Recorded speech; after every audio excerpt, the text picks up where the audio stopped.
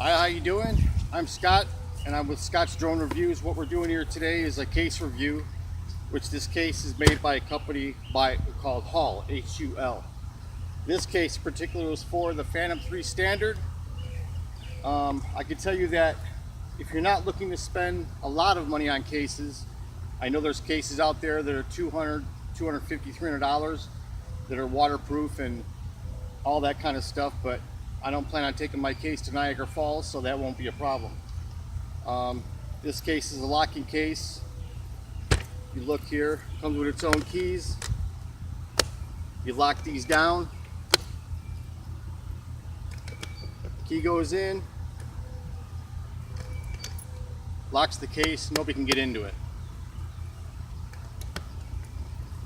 I bought this case because I wanted a reasonable price case and not a case that was going to break the bank. I mean, we already spent enough money on our drones and stuff like that, so I really don't want to go that route. So you just want, let me get this here. Little one in here a little bit. Here we go.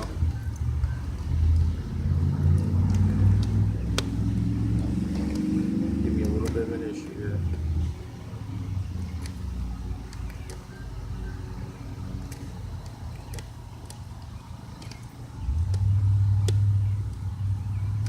Alright, we got it. Sorry about that.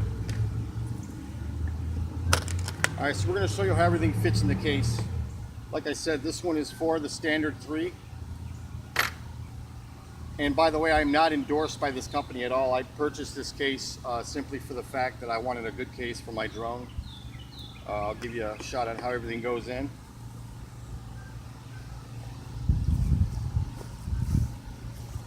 Now, I do have, if you look on the bottom, I do have the attachments for the blades. I did have to make just a little bit of a cut on the inside, which is no big deal. This is not that snap together foam. This is all one solid piece, but it's easy to remove. So if you look there, you'll see that the drone fits quite nicely, and you can also leave the blades on if you choose to. Next, we'll put the remote in. I also do have the Arctech antenna mod, which that's not a problem for this case. Even with that modification, it does fit in quite nicely, as you'll see here. Next, we have all of our power cords.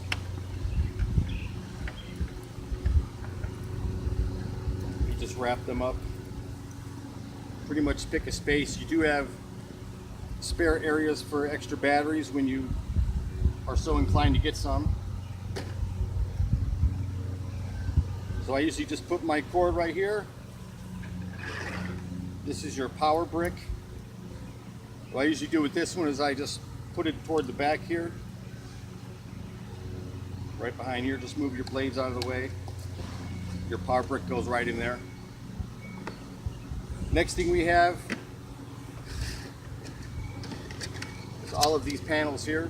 These are part of the Arctech. I just stick these right in this slot here. Then you have the 3 longer antennas. As you put them right in here. Again, your charging cord.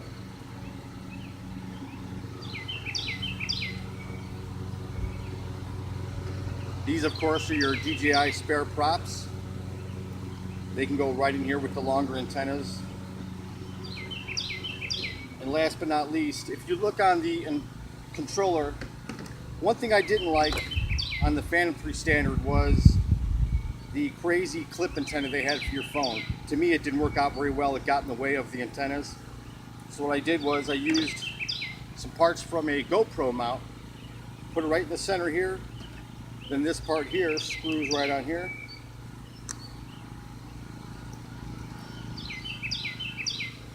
And there you have, you can use your tablet. Well, this one extends out like this. Makes it a lot easier to put your tablet in there rather than using your phone. This just comes right off. Throw that right in here, put that back in there. And then this, I usually just sit right here. And if you look, that's what you got.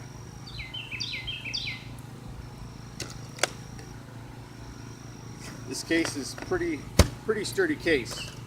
Like I said, it's not a $350 case, it's not a $250 case, but it's a case that's, I believe, is quite durable, and you know, it's sufficient for what you're needing. This case was, I believe, $67, and I can tell you, $67 compared to $250, $300, that saves you a lot of money. And you know, like I said, it does lock. It keeps people out of your, you know, it's not going to keep them from picking it up and walking away with it, but it will keep people from tampering with your drones. But we will be doing another review on the case, which is for the Parrot Bebop 2.